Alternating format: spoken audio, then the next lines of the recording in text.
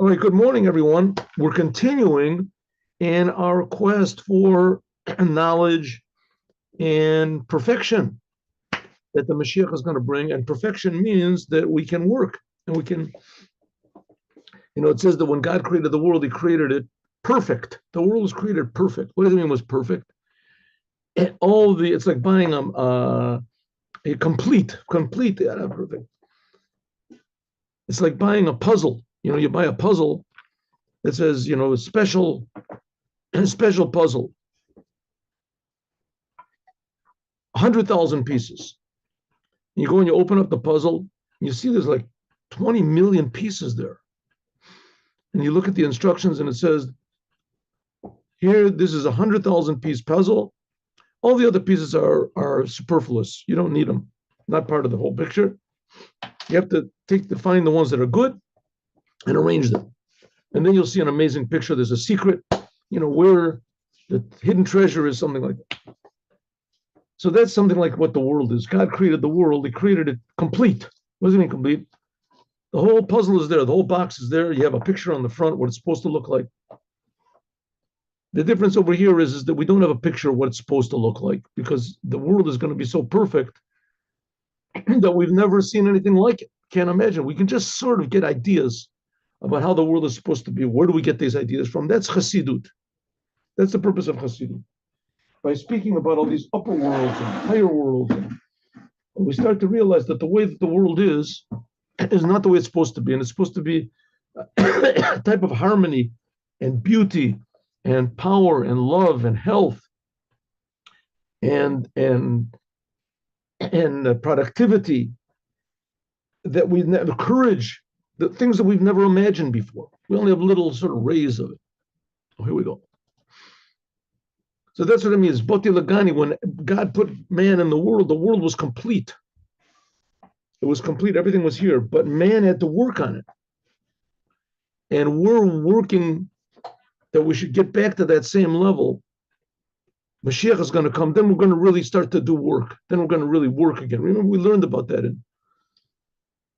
It's not Moshiach is going to come and all of a sudden everybody's just going to float up to heaven and that's it. Right? There's not going to be any more world. Everybody will just get anything they want to up in heaven. That's not the true idea. It's a nice idea, it's very inspiring, it's very motivating, but it's not true. The fact of the matter is Mashiach is going to come and activate everybody. Everybody's going to be activated, and like Adam was activated. So let's see. Maybe I can pull this thing out. The lighting here is sort of weird. I think maybe my camera here is beginning to see. This is the right side. This is the left side. So maybe this is too much. My camera is beginning to rebel against me. Here we go. There we go. All right. We'll see. Anyway. Okay, so that's what it means. Bati LGani, I have come to my garden. The world was complete. It was complete. And Adam was supposed to start to work. And he didn't. He didn't work.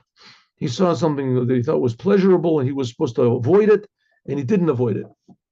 So that brought egotism into the world, and people started thinking about only what I want. And the first person to come along and fix this up was Abraham. Abraham was the first person not to think about what he wanted, only to think about what God wants. To the point where he was willing to lose everything in order to do what God wants. God said, oh, here we have someone who got the point. He's got the point. He's serving me. He's working for me. He's doing what I want. What do I want? Whatever I tell him, that's what I want. And Abraham said, oh, yeah, God, that's right. That's me. I'm just doing whatever you want. God said, oh, yeah? Yeah. Okay, let's see. Circumcise yourself. Abraham didn't say, oh, come on, what am I going to get from that? I mean, there's no benefit in it, I mean, as far as function goes, to have children, you can have children whether you're circumcised or not. What's the point of circumcising myself? I don't know. Who's going to see it? Abraham didn't say that. So that's what you want. Oh, I'm so happy. God, thank you. Just tell me more things to do, whatever you want.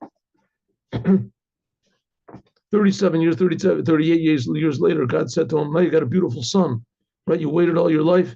Take him and sacrifice him. Abraham said, okay.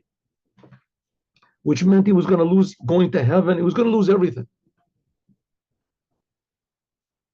right? He wasn't thinking about losing. He didn't want to lose anything. Of course, he didn't want to. But the idea that he was serving the Creator and doing whatever the Creator wants, and the Creator is like his name. He's the Creator. He's creating everything, so he's pretty good.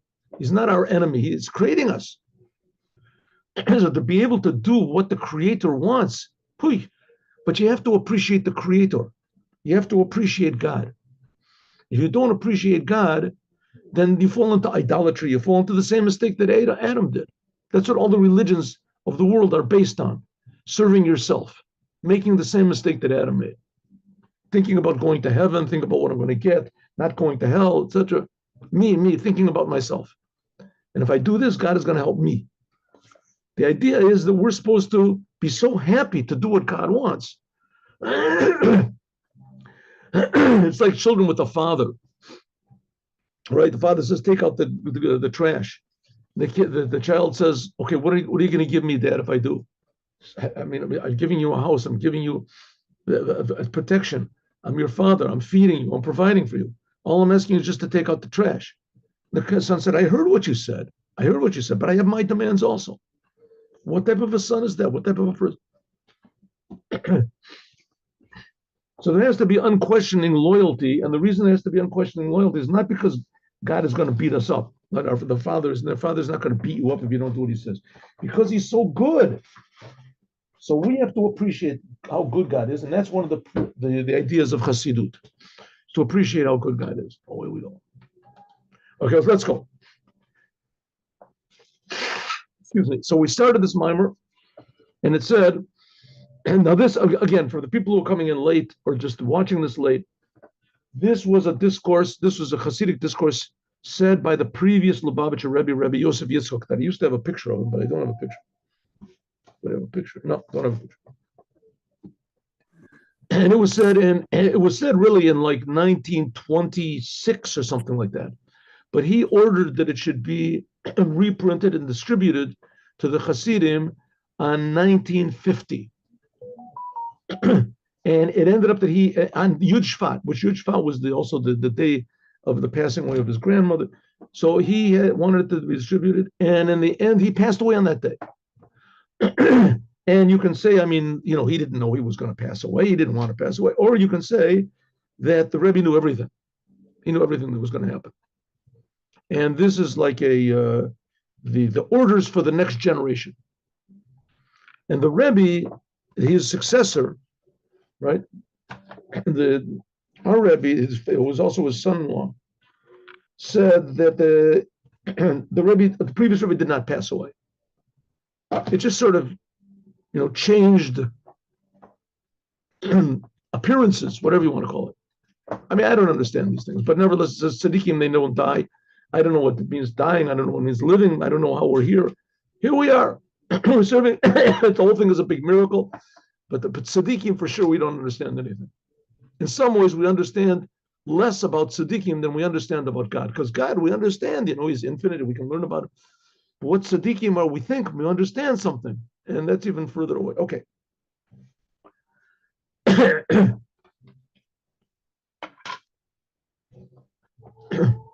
So the Rebbe says like this: in the beginning, God created man, and he created man to work. And man is supposed to, what do you mean work? To make God more revealed in the world and to increase our motivation to serve God. So that's why God created man, to perfect the world. Why he did this, I have absolutely no idea. This is God. We're talking about God, right? Why he creates me, why he puts my nose over here, why he puts my 2 ears, why do we don't have antlers or something like that? God does what he wants. The whole world is what God wants. And one of the things that God wants is that we should serve him, that we should do what he wants. And we should want that, because it's like, getting accepted for a job, getting a scholarship to university. What do you mean? You get the scholarship to university, you can just go there and make, do whatever you want to, make, what is it called, revolutions, or what they do nowadays. You get a scholarship to universities, you can go there and you can work, you can learn to be a doctor, you can start to work. Adam was chosen by man, by God. God is pretty good to work, but he didn't. So the next generation messed it up also, and they kept going and continuing. And the reason is very simply because it's fun to do sins. It's fun. It's fun. All the things that says are forbidden to do in the Ten Commandments, these are fun things. Maybe not everybody enjoys all the things, but there's a temptation to do all of them, right? Don't kill, don't this. People are tempted to do this. So you have to go against nature, and again, even more, go against nature, you have to transform nature. That's supposed to be the idea. Okay, how can you transform nature? Says the Rebbe, that's called eskafia. That's called eskafia, means to resist, defy nature, do what God says even though you don't want to, and refrain from what God prohibits even though you do want to. That's called eskafia, forcing yourself. Kfia. Anyways, forcing yourself, you force yourself because you're convinced you want to do it. You have to go against your nature, but you want to do it. You realize it's good. Huh? Like there's these people who are alcoholics and everything. So they force themselves not to drink. How do they force themselves? They can use all the willpower and it'll never work. They have to think there's a higher power. They have to think about who am I really? Is this what I really want to do? Is this is my, I can't expect more than that from myself, and etc. This is not me. To be a drunkard, just to run after these stupid pleasures. But he wants to drink. So he forces himself, but he forces himself for good reasons. That's called eskafia. Then there's hapcha, where he transforms himself. Transforms himself. In the case of the alcoholic, drinking disgusts him. He doesn't want getting drunk. What am I going to get drunk for? To have a drink once in a while, to get with friends, we want to dance, we want to have a good time. Okay, no problem. But every night, all the time, that's ridiculous. That feeling that's ridiculous. That's called this hapcha. You transformed it. You used, in our case, let's say alcohol. You used alcohol for only good purposes. Only good purposes. Some people they can't. They have to be in this eskafia their whole lives. They have to be their whole lives just fighting against the bad and forcing themselves to do good. But as hapcha means you really are disgusted by the bad. There's no way you're going to do it. Going against God would be like cutting off your foot. Anybody who wants to can go and cut off your foot. You want to go, you can go to a hardware store and buy one of these, electric saws. You can cut off your foot if you want to. Who would do a thing like that? That's simply insane. Well, it's even more insane. That's what the people, this hapcha mean. The people that transform themselves, they feel that to go against what God says, even the most minor thing, even if it comes through the rabbis, to go against what God says is like cutting off my foot. I would never do it. But you see, there's all these other people that go against God and they don't cut off their foot. There's nothing happens. It says, it doesn't make any difference what happens to anybody. I'm not going to go against God. I don't care if I go to heaven. I'm not going to go against God. Makes no difference what you say. I'm not going against God. There were Jews that burned on the stake, that the church burned them on the stake. The church said, you do what we say, we're going to go to heaven. All these genius priests and things like they say to you, it's true, you're going to go to heaven, just believe it. They say, I don't want to go to heaven. I want to do what God wants. You can burn me. I'm not Shema Yisrael, I'm a Jew. That's called this hapcha. All of a sudden, you cannot go against God. Going against God, like I said, it's like cutting off your own leg or something. Can't do it. And on the other hand, to do what God wants, is hapcha, it makes you happy. The neshama lamata, the soul goes below, and it gets put into the body and into your natural personality, your natural drives, v'heim yalimu, and the body. Body is like physical drives, and nefesh b'am that's like already, how do you say, emotional drives.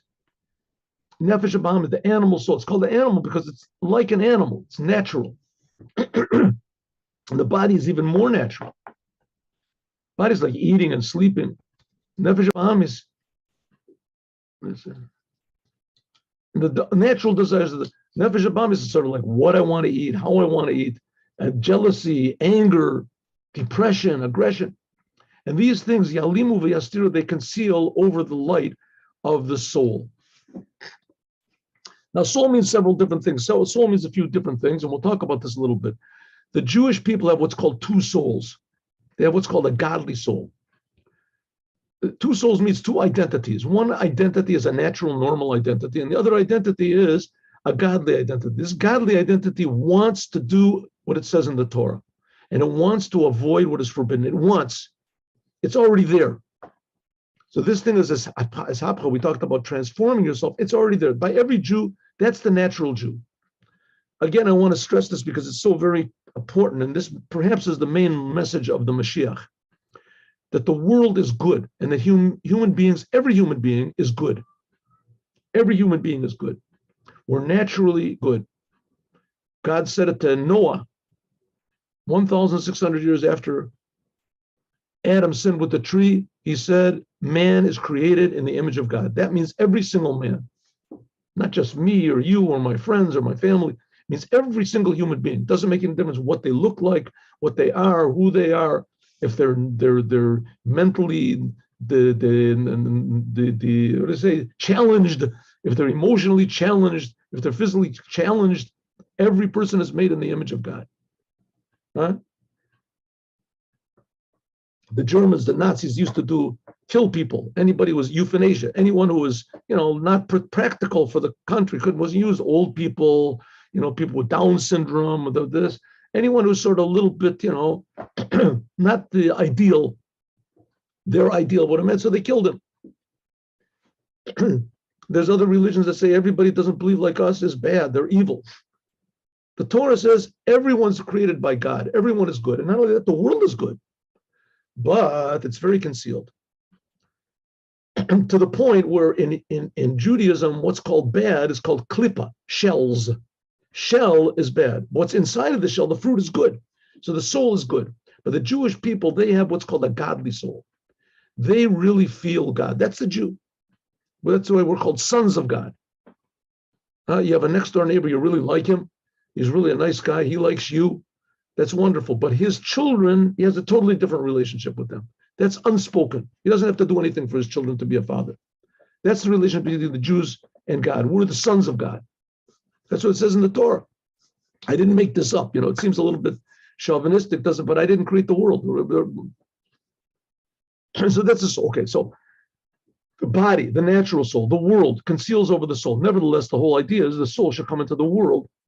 That's what it means, and fix the world up. That's what it means. Make me a mikdash, make me a holy temple, and I will dwell inside of them, inside of each and every one. Every Jew is a holy temple. And like in the Holy Temple, there was the Holy of Holies. And like in the Holy Temple, they made sacrifices. There was work. The whole thing of the Holy Temple was work. They brought the sacrifices, they sang. We talked about that in the second paragraph. So God wants to be revealed inside of each and every Jew. Start to, plug the Holy Temple in. Make it start to work. And this is by means of avodah. And this is by means of work. That's the idea of Moshiach. He'll come to make everybody work. The non-Jews will do what's called 7 Noahide commandments, and the Jews will do all this 613 commandments, all the commentaries. And the 7 Noahide commandments also have a lot of commentaries and branches and implications. You should know that the 7 Noahide commandments are only negative. There's only the negative ones, but there's a lot of positive ones as well. A lot of positive ones. I wrote an essay about it. I'll put, if you want to, I'll send the link. But there's some opinions that the non-Jews are commanded also to love God, to love their parents, to pray, to give charity. Okay.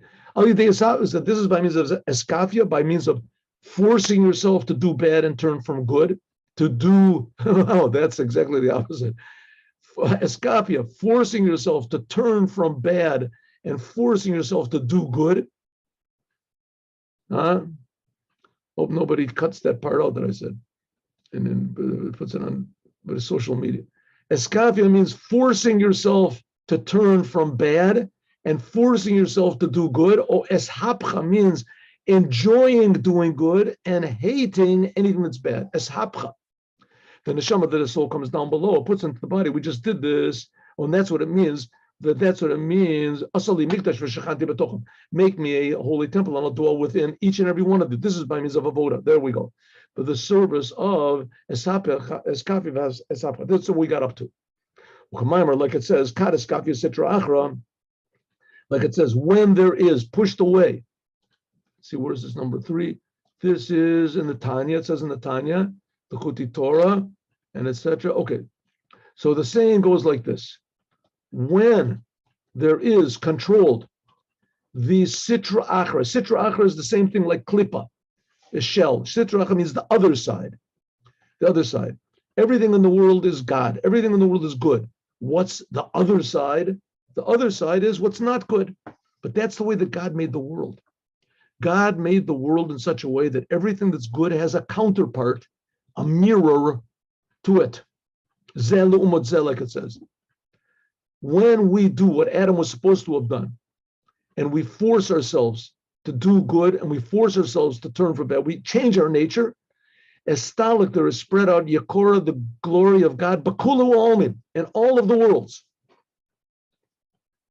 Okay, these words are seemingly unnecessary. What do you mean? When we do what God wants, when we force ourselves to do what God wants, then the glory of God, God's presence, God's pleasure, spreads out in all of the worlds. What do we care about all the worlds? First of all, what does it mean, all the worlds? How many worlds are there? It's just this world, right? The glory of God spreads out through this world. But that's not what it says. It says in all the worlds. That's what it says. Okay, now we're going to go into a little bit of a Kabbalistic discourse about how infinitely far away God is from us. How infinitely far he is from us. And we always have to keep remembering when we're reading this, that God who is infinitely far away from us, infinitely far away from, distant from the spiritual, how he creates the spiritual. We're going to talk about these different spiritual worlds. That same God is creating me and you. And not only me and you who's listening to this class, but also all of the me's and you's that are not listening to this class. He's creating everybody, and not only people, but animals, not only animals, but plants, not only plants, but minerals, not only minerals, but spirits, all the spiritual worlds. God is creating everything. Right? Now we're not talking about, here we're talking about it. When we say everything, we think about the physical world, right? All the ants and in Nigerian desert or something like that. The Sahara Desert. Right? God creates everything there is. But that's compared to nothing. That's only this world. There's all the spiritual worlds God is creating. And God is above all that. And this same God is creating us. So, and then what, he's infinitely close to us, but that's nothing compared to what it is when we do what he wants. Then he's even closer. Okay, so here we go. It says that when we force ourselves to do what God wants, then the glory of God spreads out in all of the worlds. What does it mean, all the worlds? Hakavana, the intention is that this is a type of light of God, which is in all of the worlds equally. Hainu, or a Soviv Kalmi, the light which surrounds all the worlds.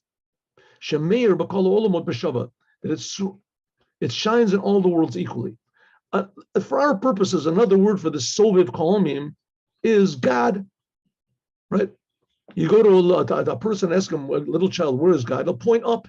God is up. He's above us. It says, sure, he's above us. What is he talking about? The spiritual worlds are above us, and God is above the spiritual worlds. He's before them. But what about this physical world? This physical world is a physical world. You have a wallet, and you have your hat, and you have this. The same God who creates these angels, Michael, is creating my hat, and he's creating the world. How does this work out? So it says there's one thing that all these worlds have in common, is that they exist. They exist. And that's this aspect of God, pure existence. Like we said so many times before, God does not really exist. God, in any way that we can define the word existence. God creates all existence. That's this idea of Soviv Kalmim. God defies Soviv. He surrounds, he defies, Kol Olmim, any definition. Olmim means worlds, limits. God defies all of it. This is the aspect of God that surrounds all the worlds. He creates everything, pure existence. Everything. The Olam said in the worlds, there's also the different levels. Okay, now we're going to get spiritual here, a little bit of Kabbalah. You have a Kabbalah, you can impress your friends. You know, these Kabbalistic ideas. Ready? The Eino Dome, it's not similar, the upper worlds to the lower worlds. In the upper worlds, God shines more. In the lower worlds, God doesn't shine as much. And also the light itself that does shine in the lower worlds comes with Bechinas Helam Vehester. It's concealed. Huh? Like you go in university in the upper mathematics, you learn upper mathematics, so there's more mathematics, and what you learn is pure. You just put one little sign in it, it stands for a whole gamut of ideas. And the lower classes, children that learn mathematics in first grade and second grade, I hope they still learn mathematics in school. They learn all these crazy things. They learn mathematics in school. So what do they teach? Only a little bit of mathematics. And what they teach them is very, very, very watered down. Huh? What is one and one is two? Too much, teacher. One banana and two bananas. How many bananas do we have? Two bananas. A kid raises his hand. Does this work also with apples? What about if you have an apple or a banana? Right? Very simple ideas. The same thing is in our world. Godliness. We have a very little bit of godliness in this world, and the little bit that we do is very, very watered down. There's all sorts of different levels. Like it says, my hand founded the earth, and my right hand spread out the heavens. And it says in the Midrash that God stuck out his right hand and he created the heavens, stuck out his right hand, and he created Shemayim, the upper worlds, but not the small, and he stuck out his left hand and he created the physical world. God has hands? I didn't know God has hands. It says, one second, God has a will. Yeah, God speaks, he talks. Yeah, it says God sees, so he's got eyes. Huh? God hears, he hears. Right? It says he hears what we say. So God must have eyes in it, but all these astronauts and people, they didn't see a big eye. Wow, I see a big eyeball out there. Right? God hasn't got any eyes. But here it says that he does. And he has hands. Yedua, it means that what does it mean, God's right hand? This shows on God's revelation of light. And Gila, usually the right hand is like God's kindness. That's what it means, God's right hand spread out the heavens. The Shemayim, the heavens, the intention is the upper worlds. There, a Gilui, the revelation is on the level of right, which is a big revelation of light. And the light itself is much, much more powerful. But you get a lot of light in the upper worlds, and the quality of the light is a higher quality of light of revelation of the Creator. The Eretz, when we're talking about the earth, the Kavanah is talking about Olamot Taktonim, this world. The Haim, this is comes from God's left arm, which God's left arm, this is much more concealed. The Gamma or Atzmo, and also the light itself is very little, it's very small. Kiyadua, like it's known, the difference between the four worlds. Like it says, it's a sentence in Isaiah, Kol Nikra B'Shemi, anything which is called in my name and my glory. Barati, I created it, Yatzarti, I formed it, and I also made it. That this is referring to, get ready everyone, the four worlds. Atzilut, Bria, Yetzira, and Asiya. Atzilut is pure godliness. Bria is called the world of creation. There's no form there. It's just creation, whatever that means. Yetzira is the world that there's not only is there godliness and there is form, but there's and there's creation, but there's also form to the creation, Yetzira. And Asiya is talking about this physical world. Even though Asiya is really divided into two, there's spiritual and physical. In any case, all these worlds, the light is not like it is in Atzilus, like it is in Bria, Yetzira, and Asiya. In Atzilut, there's much more light, more in quantity, and also in quality. The light of God, the awareness of God is V'chinas Gilui HaHelam. And to give you a little bit idea what it means when God reveals himself at Mount Sinai, it says when God revealed himself that everyone's souls jumped out of their bodies. That same revelation that was on Mount Sinai of God was in the Holy of Holies. If any person went into the Holy of Holies in the course of the year, even the whole high priest, they would die. Why would they die? Because the revelation was so great of godliness that it was just too much. You couldn't take it. The only way that they could go in is only one person, the high priest, and he could go in only on Yom Kippur, and then he could go into the Holy of Holies and he could live. Why? Because it was a commandment. He was doing what God commanded. The commandment protected him. Exactly the opposite. He went not to protect him, That was the reason he went in, was because of this. The commandment was God's will that he should go into the Holy of Holies. That's what protected him. But the Holy of Holies itself is like the world of Atzilut, or like the world of Bria. In the second temple, the third, is a little bit lower, it says. Atzilut is a tremendously high level of the Creator. Atzilut comes from Etzlo v'samach. The word Atzilus means it's next to God. And also the word Atzilut comes from Atzala v'afrasha, means to emanate. It's like pure godliness. It's not God himself.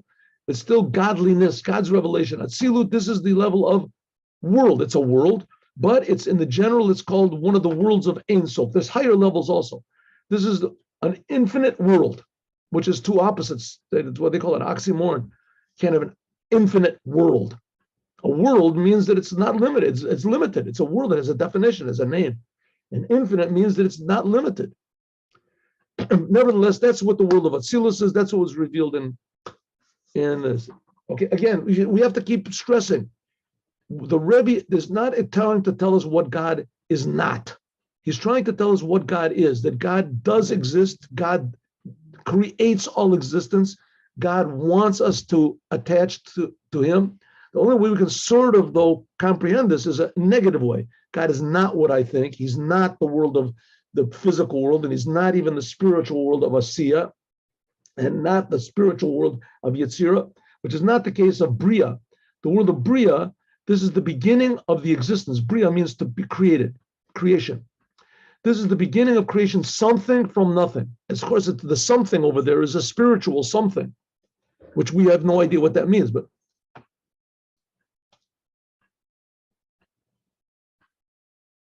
that's what it means, calling Nikra B'Shemi Kavodi. That's what Isaiah was saying. Anyone who calls in my name and my glory, my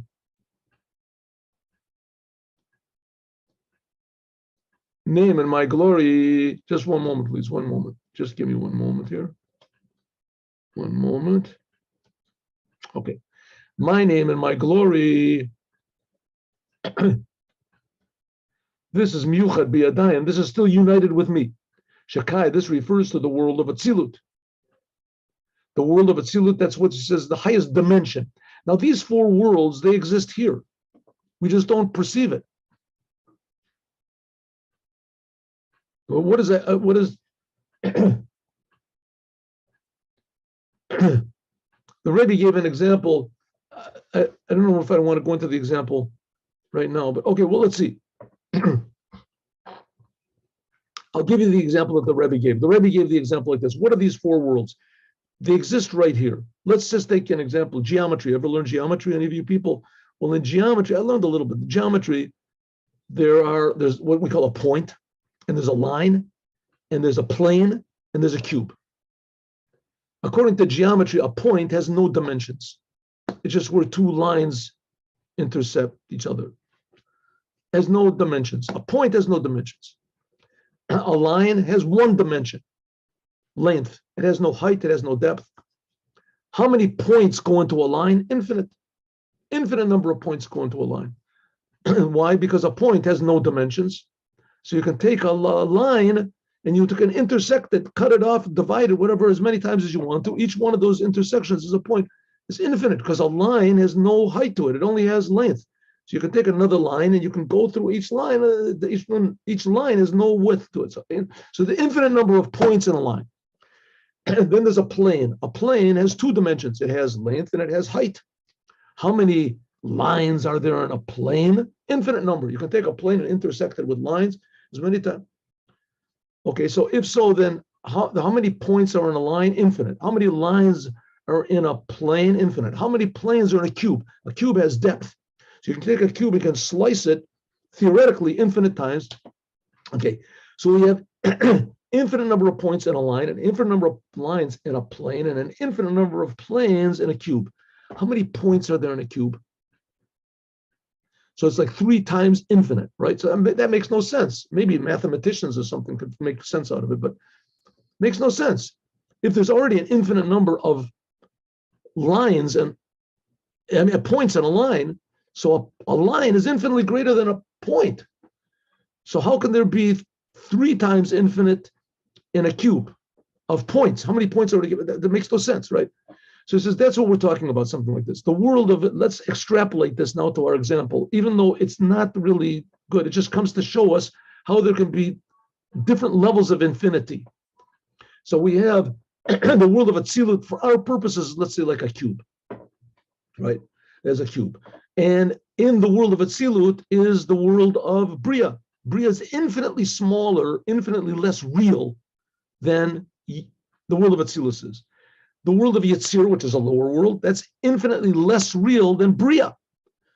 Inside of that is the world of Asiya, that's me and you. We're infinitely less real than the world above us, Yetzirah. So how much unreal are we compared to Atzilus? 3 times unreal. Okay, so let's take this even more. How many cubes are there in mathematics? How much mathematics is there in consciousness? So these questions, that doesn't make any sense because we're talking about, that's what we're dealing with here, but even more so. So we're talking about that God is infinitely real, and he creates Atzilut. God creates Atzilut. So in our thing, we would say God creates mathematics, he creates intelligence, he creates life. But we're talking, this is the God we're serving. This is the God that wants us to do things. That should make us happy. You have to think about this though, because it's not a part of our normal. This refers to the world of Atzilus. This is the world of Yichud. Or Sham, B'tachlit Tegilot. The or and the light of God in Atzilus is infinitely real. The Ein Odom, it's not at all. And Atzilut, it's infinitely more real and powerful than it is in the worlds of Bria, Yetzir, and Asiya, this revelation of God.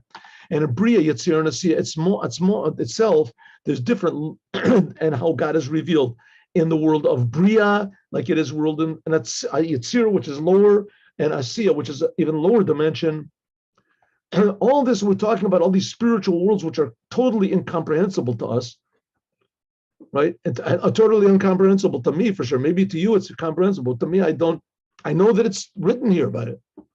But all this is in the light which comes to enliven the worlds in a way of what's called memalik holmim, the light of God, which is articulated, which is limited, but in the light of God, which is above in the worlds, the Creator himself, that this we say is soviv holmim, it surrounds all the worlds, that it is soviv makif, the world that surrounds all existence. In other words, it defies all existence, creates everything in an unlimited way. This is the quality of God that gives everything existence, that everything exists, right? A stone exists, I exist, angels exist. It's all the same thing. Hari Meir B'Kol Olamos, this shines in all the worlds equally. But that's what it means when we do what God wants, this light of God becomes revealed. Or in simple English, it's revealed the reason why God is doing all this. When we do what God wants, it reveals in the world why is God doing all this, or more exactly, why God is creating me. That's why they used to go to the Holy Temple. They would feel happy. Hainu she'or zeh, this light, hine ofen, the way it is drawn down is in all of the worlds equally. That's what it's coming to tell us. Not that when we do a good deed, that the angels in Bria, they get some benefit. It's coming to tell us that the light that what we arouse in God, we're arousing, so to speak, God's essence. And God gets pleasure. The whole entire world is benefits. All the worlds, all the creation. But in order to draw down this world, how do we do it, right? Is you have to climb up on a mountain, you have to fast for 90 days. No. This is by means of avoda. All you have to do is serve God. Avoda tabirurim, refining in a way as eskafia v'eshapchadavka, by means of forcing yourself to do what God wants and refrain from what God prohibits, and eshapcha, and enjoying what God wants and detesting what God prohibits. That's what it means when there is pushed away the sitra acha, the other side. Kasher poil, when a person accomplishes ba'avoda, so in his service, to be eskafia sitra acha, to force and to push away all these things which are other than God, other than God's will. And then you can transform what's called darkness to light. Darkness in our case means selfishness, egotism. Egotism is darkness. You're thinking about yourself. You have this little sort of funnel vision that you don't see anything except for yourself. When you can get out of the selfishness, even if it's spiritual selfishness, there's a new type and a better type of a light that comes from darkness. I knew the kasher choshech, when the darkness is transformed to light. Or then there's a better type of light. Or meir begili, it shines in a revealed light.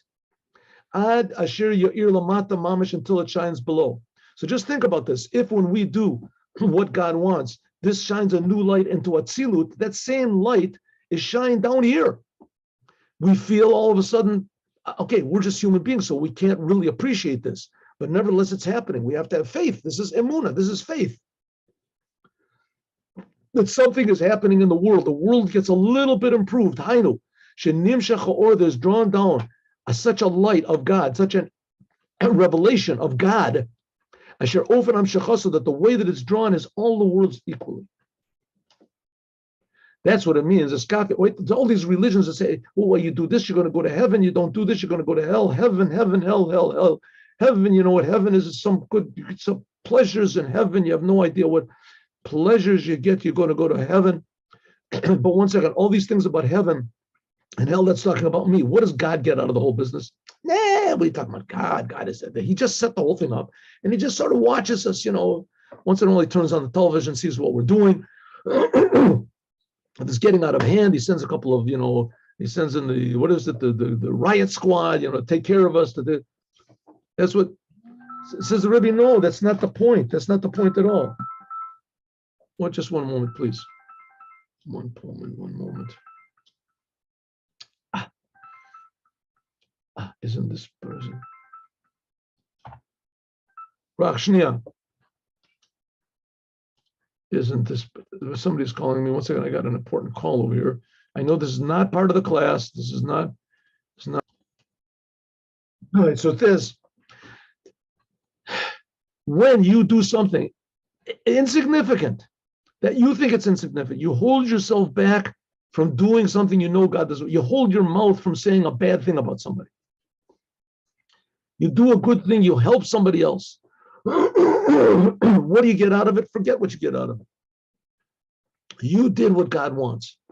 If you do things with that attitude, says the Rebbe, and you have to have faith that this is true, this reveals godliness, the essence of God in all of the worlds, this physical world, the upper worlds. The main thing is you pleased the Creator. That's what it means, kataskafe, when there is pushed away, the sitra achra, the other side, astalik, there is spread out the glory of God in all the worlds. This is talking about a level of light, a type of light which is drawn down, a Soviet column in, that the way that it's drawn down is into all of the worlds equally. Okay, so in simple English, we're talking about that we can say God reacts. You have a little appreciation of what God is. We just talked about all these upper worlds and how God creates them. You have a little bit of an idea what we're talking about, a little bit. Was how high as God is, and he's above the angels, and he's above going to the world to come. He's above heaven, he's above all this. When you do what God wants or refrain from what God doesn't want, we force ourselves. This gives God pleasure.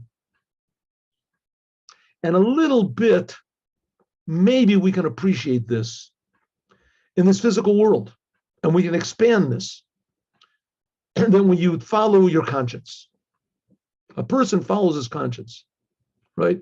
There were people in the time of communist Russia, in the time of Nazi Germany, that they said, listen, I'm not going to turn in my mother and father just because they are against the regime. I'm not going to do it, right? And because they didn't do it, they died. They died. They were willing to die. What did they get out of it? What did they get out of it? They didn't go to heaven. They didn't do anything. They didn't do it for religious purposes. They did it because they felt it was honest. It was right. There were people that have chances to steal. They have chances to cheat, right? And they don't do it. I know people that they're married and their spouse is ill, and they take care of them, and they get absolutely nothing in return. Why do they do it? Not because they're afraid they're going to get punished or something like that. Why do they do it? They do it because it's the right thing to do. Because of love, because of whatever. What do they get out of it? A certain wholesomeness that's above understanding. Other people say, you're crazy. What did you do that for? What did you give the money back for? You found the wallet. What did you give it? I don't know. But you need the money. What can I do? Maybe the other guy needs the money also. Right? Honesty, bravery. In Cain, if so, when a person does what, okay, that's not necessarily doing what God wants, it's doing what your conscience says or what it is. Okay, but here we're talking about doing what God wants. You're doing it because you know what God, how do you know what God wants? That's what the Torah is for. In Cain, if so, Meir shines below like it is above. That's what it means. Make me a holy temple. I'll dwell in them inside of each and every one by means of the service of Eskafi, of Eshafka. That's what the Rebbe wants from this mimer, that we have to realize how tremendously important we are and how precious we are, how precious every instant is, and how we should look at every situation that we're in as a challenge, as an opportunity, that we can force ourselves to do what God wants, and we can, and to avoid what God doesn't want. Hine, behold, by means of this, right? You don't get angry, you don't have fallen thought, you lust, you don't do. By means of this, there's made a new type of a light. There's spread out the glory of God in all the worlds, that there shines a type of light, which is the light of Sovev Kol Almim, that surrounds. Kitzer, summary, the main Shekhinah, God's presence, was in the physical world when God created it. And then King Solomon, when he made the temple, that brought God back. You've also explained that the whole intention why God created the world is that God should be in the world, physical world, like King Solomon did, put it in, but that the whole world should be transformed like a holy temple, and that each and every one of us is a holy temple. But we have to plug ourselves in by what? Eskafi and Eshapcha, by forcing ourselves to do what God wants and transforming ourselves that we really want to do what God wants. And this draws down what's called the surrounding light of God, that this is in all the worlds equally, that we actually please the Creator himself. And God reacts to this in all the world. The whole world becomes better. As we'll talk about more, God willing, tomorrow. Now let's do the Dvar Malchut.